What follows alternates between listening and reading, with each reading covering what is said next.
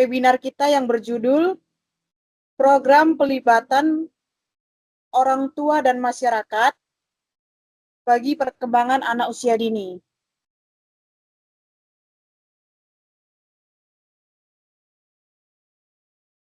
Pengertian dan karakteristik anak usia dini. Menurut Undang-Undang Sisdiknas Nomor 20 Tahun 2003, anak usia dini ialah anak dengan rentang usia 0 sampai 6 tahun. Batasan yang dipergunakan oleh the National Association for the Education of Young Children atau NAEYC ialah early childhood, yakni anak yang sejak lahir sampai dengan usia 8 tahun atau biasa disebut dengan golden age, usia emas. Menurut Siti Aisyah dan kawan-kawan yang dikutip tahun 2010 halaman 1.4 sampai 1.9, karakteristik anak usia dini ialah memiliki rasa ingin tahu yang tinggi, bersifat unik, suka berfantasi dan berimajinasi, termasuk masa paling potensial untuk belajar, bersikap egosentris, dan memiliki daya konsentrasi yang pendek. Selanjutnya, apa itu PAUD?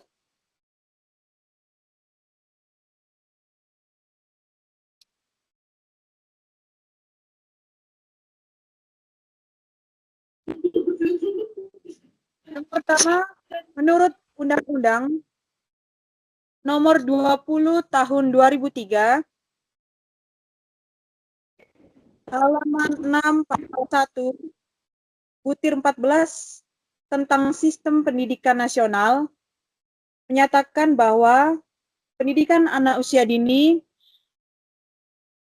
ialah upaya pembinaan yang ditujukan bagi anak sejak lahir sampai dengan usia 6 tahun yang dapat dilakukan melalui pemberian stimulus pendidikan untuk membantu pertumbuhan dan perkembangan jasmani serta rohani agar anak memiliki kesiapan dalam memasuki ke pendidikan lanjut, yakni pendidikan sekolah dasar. Yang kedua, menurut Suyadi, yang dikutip pada tahun 2013, halaman 1, berpendapat bahwa pendidikan anak usia dini merupakan usia anak-anak dari rentang usia 0 sampai 6 tahun sebagai usia emas atau golden age, karena masa anak sangat menentukan bagi mereka di masa depan, yang disebut dengan masa keemasan.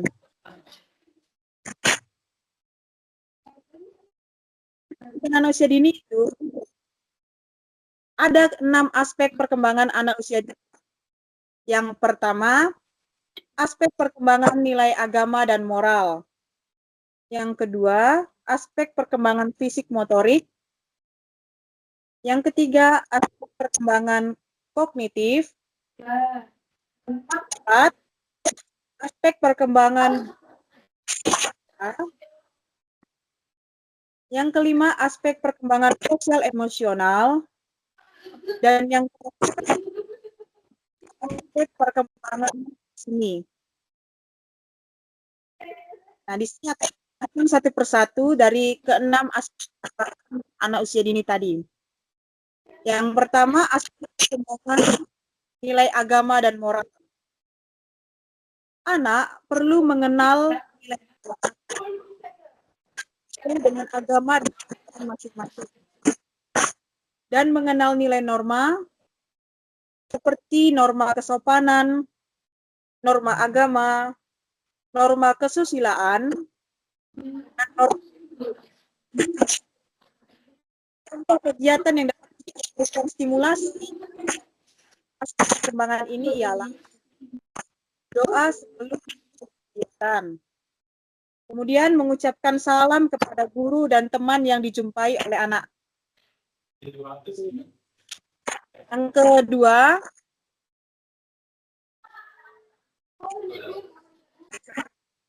aspek perkembangan fisik motorik, meliputi pertumbuhan tubuh dan kemampuan motorik. Motorik terbagi atas dua, yaitu motorik halus dan motorik kasar. Contoh kegiatan yang sesuai yang dapat kita berikan stimulus pada anak adalah olahraga ataupun semacam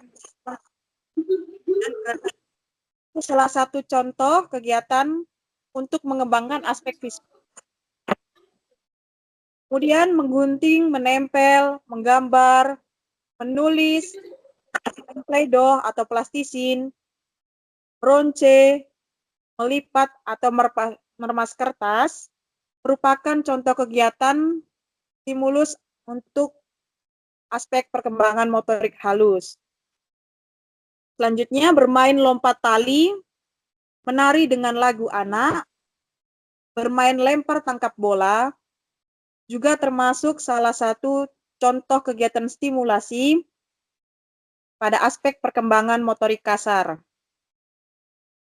Yang ketiga, aspek perkembangan kognitif. Berkaitan dengan kemampuan berpikir, belajar, dan memahami dunia anak, dengan diberikan stimulus atau rangsangan yang baik bagi perkembangan kognitif anak.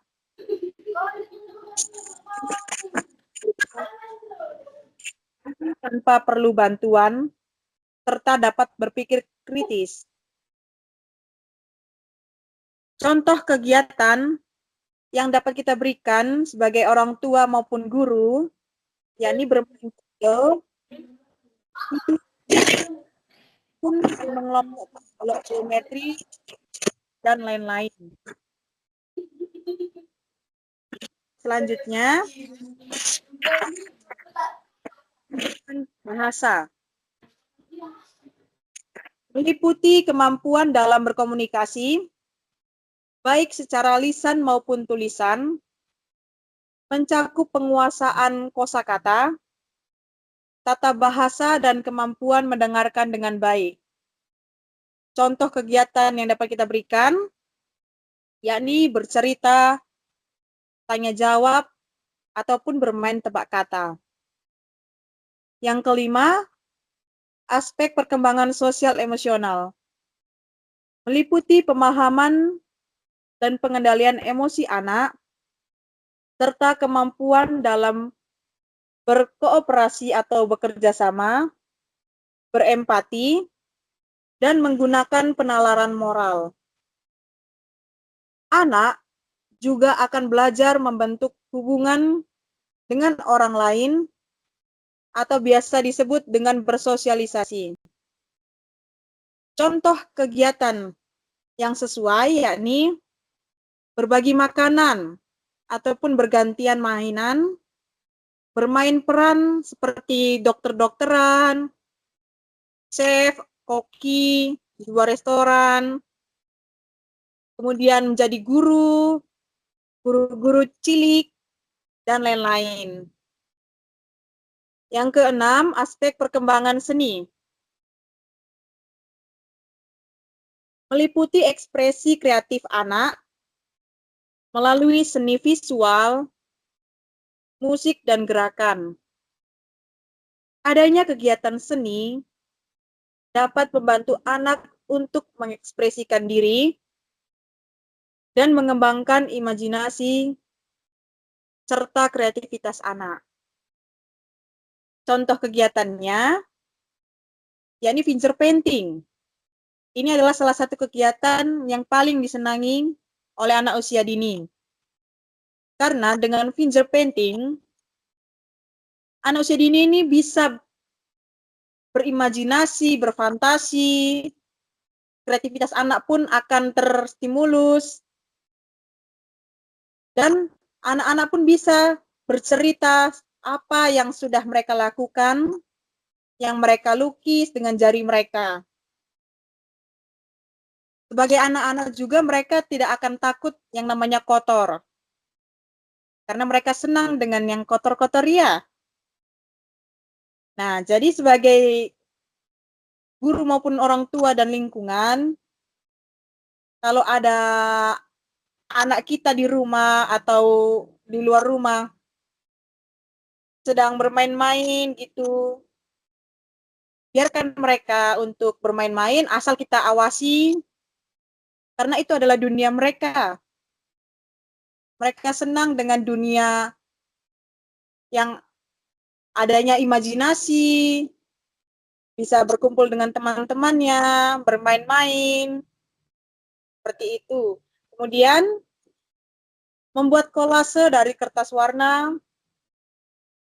Terkadang juga kita sebagai guru di sekolah, anak-anak juga suka dengan kegiatan ini.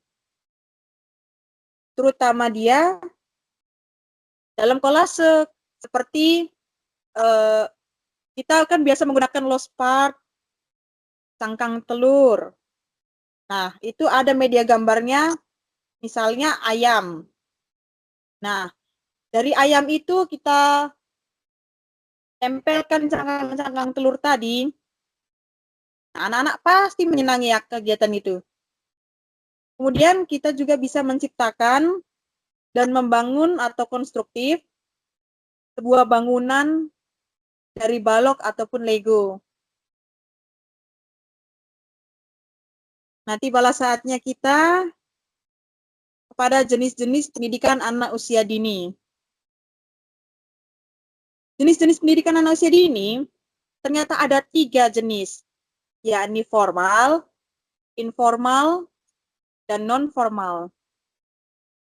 Yang pertama kita akan membahas tentang jenis pendidikan anak usia dini formal.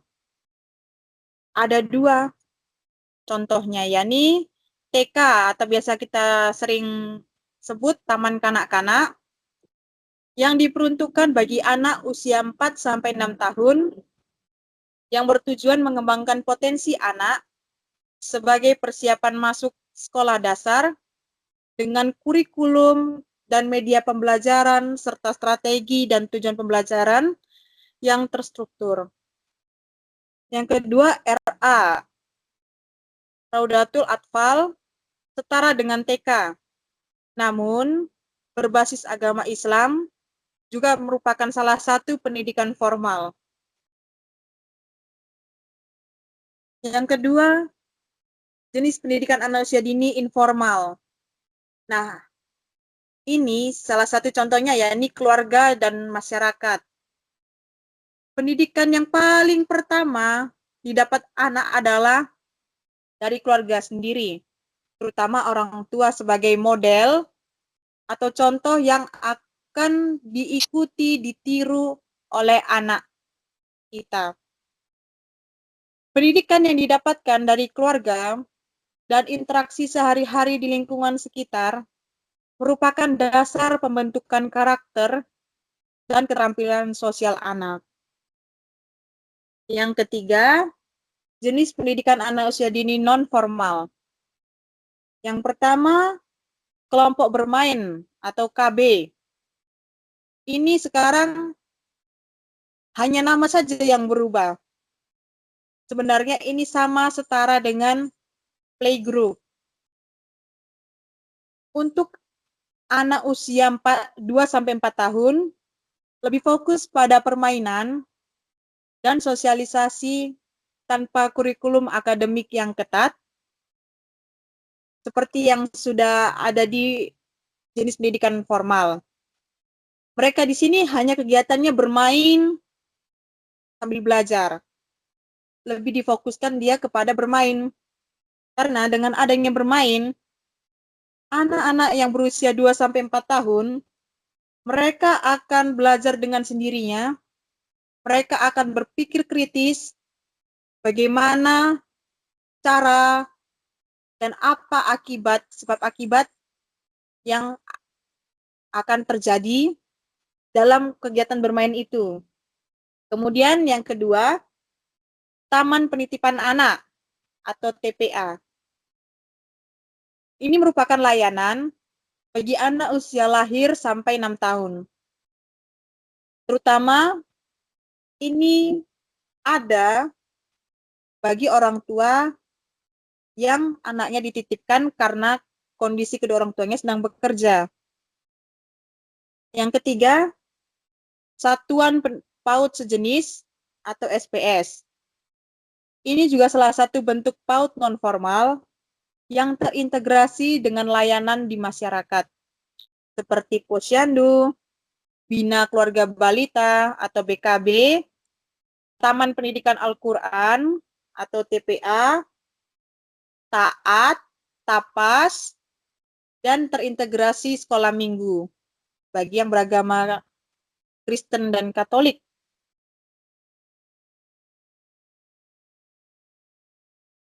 Selanjutnya, pendidikan informal.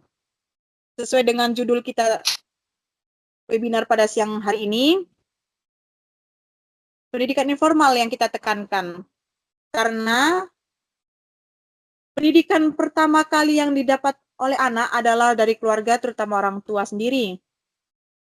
Maka dari itu, pendidikan merupakan tanggung jawab bersama antar keluarga, masyarakat, dan pemerintah. Keluarga adalah tempat pendidikan pertama dan terutama untuk anak-anak. Keluarga sebagai lembaga pendidikan informal yang dilindungi dalam Undang-Undang Sistem Pendidikan Nasional. Menurut Ki Hajar Dewantara, keluarga adalah lingkungan pendidikan yang pertama dan utama. Lingkungan rumah ialah tempat individu memulai kehidupannya. Maka dari itu, anak akan mengalami proses pendidikan dan sosialisasi dari lingkungan keluarga. Anak juga akan diasuh dan distimulasi oleh orang tuanya. Akan tetapi, menurut fakta, banyak ditemukan di masyarakat tidak ataupun belum tentu memahami peran penting ini. Jadi, perlu sekali untuk kegiatan yang meningkatkan pengetahuan dan keterampilan keluarga dan mereka yang sebagai orang tua untuk bisa lebih mendukung anak-anak mereka secara optimal. Masyarakat juga bisa ikut ambil bagian dalam program pelibatan bagi perkembangan anak usia dini.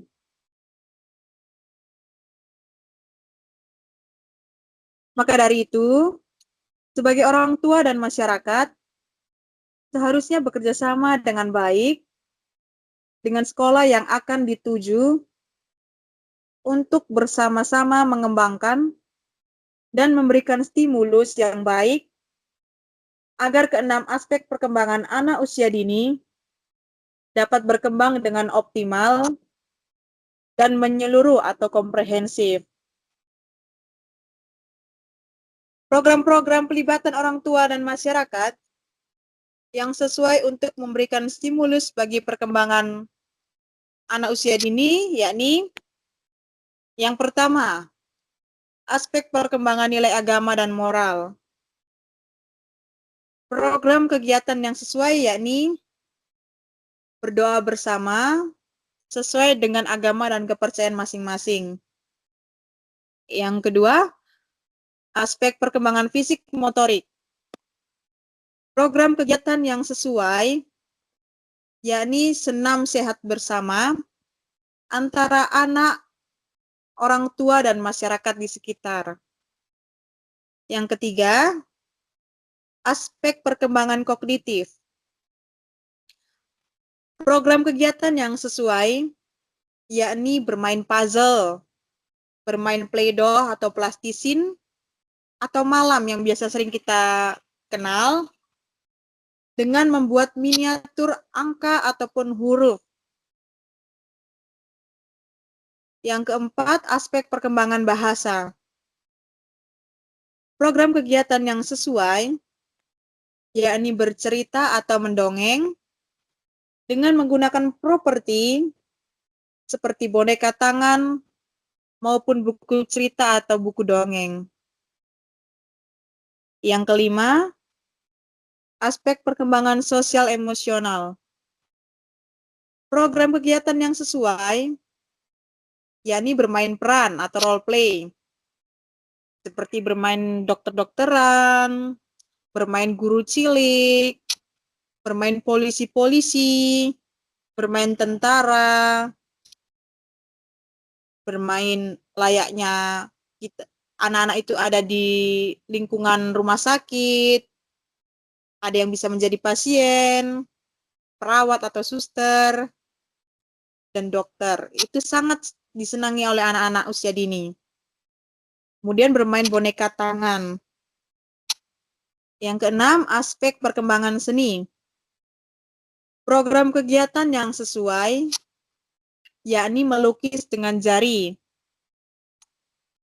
atau finger painting, membuat origami sederhana, seperti membuat pesawat terbang, membuat gambar rumah, lalu kita tempel mengikuti bentuk rumah. Nah, sekian penjelasan sedikit dari saya. Saya kembalikan kepada moderator. Terima kasih.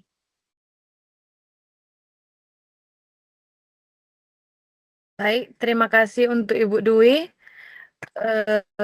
Jadi kesimpulan yang kita dapat dari webinar ini yaitu dengan adanya program pelibatan orang tua dan masyarakat ini diharapkan dapat terlaksana dengan baik dan sekiranya perkembangan anak usia dini pun bisa berkembang dengan optimal sejalan pemberian stimulus yang ada di lembaga satuan PAUD formal yang ada.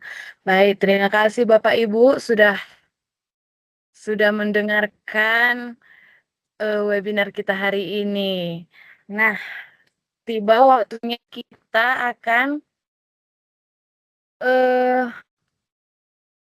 yang Pak Ibu dengar tadi sudah banyak, bukan? Iya kan? Oke. Kepada Bapak Ibu yang ingin bertanya, kami persilahkan.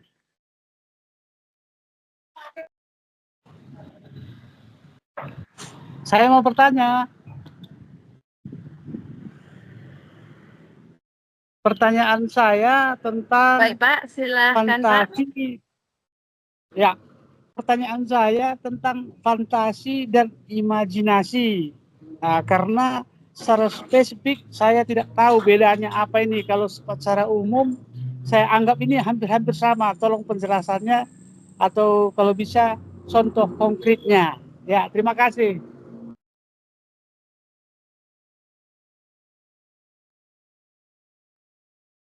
Baik, Bapak Ibu sudah mendengarkan pertanyaan dari Bapak ini. Yang boleh menjawab, kami persilahkan.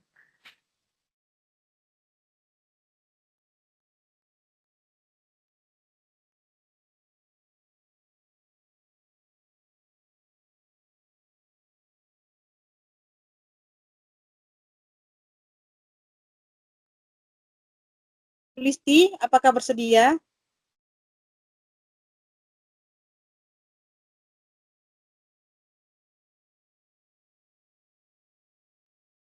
Baiklah, terima kasih untuk Bapak Wika atas pertanyaan yang sungguh menarik.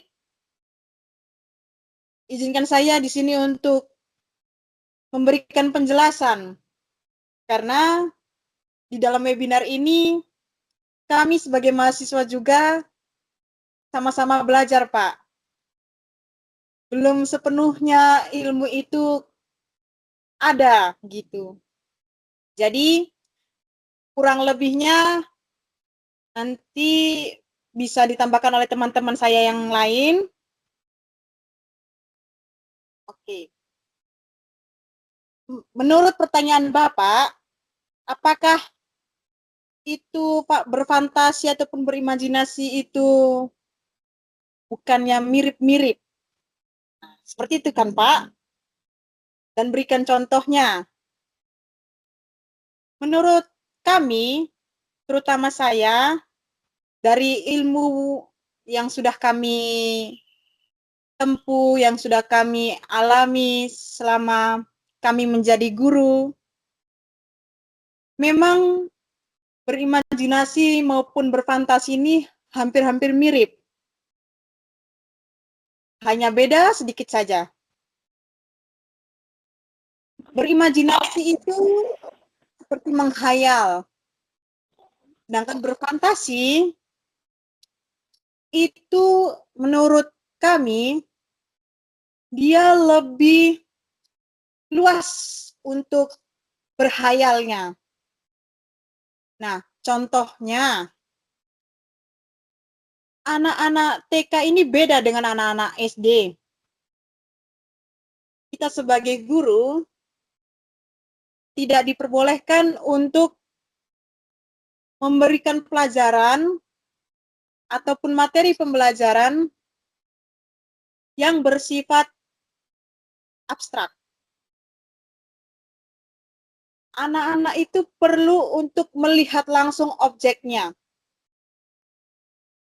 Nah, dari segi ini, misalnya contohnya lagi, kita berkunjung ke kebun pisang. Nah, dari kita kunjungan ke kebun pisang, anak-anak pasti akan melihat langsung bagaimana bentuk pohon pisang, buah pisang itu seperti apa. Syukur-syukur kalau ada buah pisang yang baru muncul, seperti jantung pisang. Nah, anak-anak kan pasti tidak akan menerka-nerka, tidak akan berimajinasi.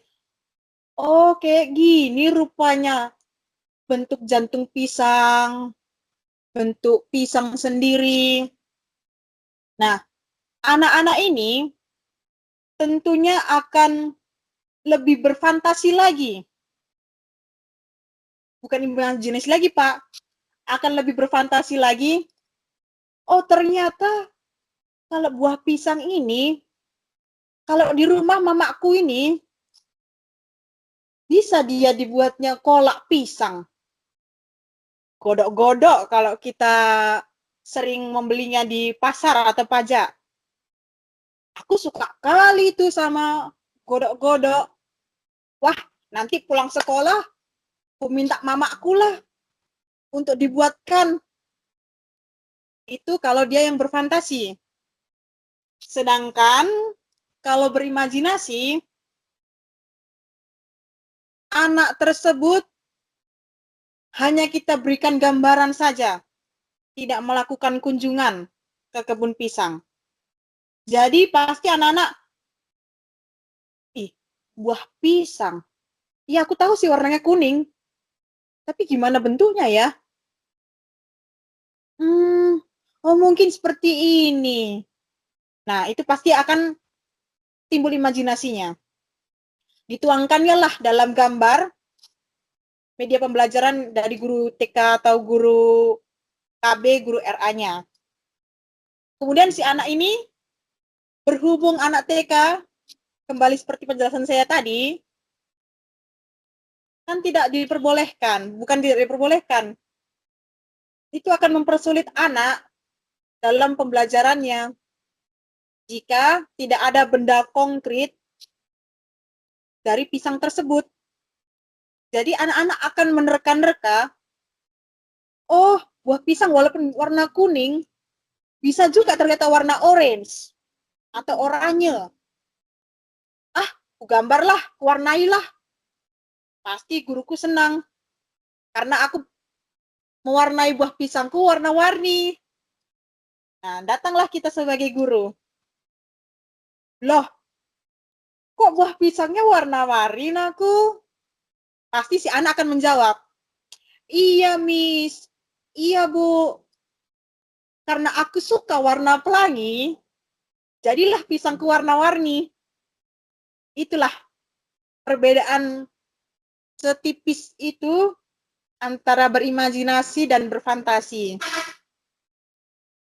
Dari itulah menurut kami penjelasan perbedaan antara berimajinasi dan berfantasi, serta contohnya. Saya kembalikan kepada Ibu Jenny. Baik, terima kasih Dwi sudah memberikan penjelasan kepada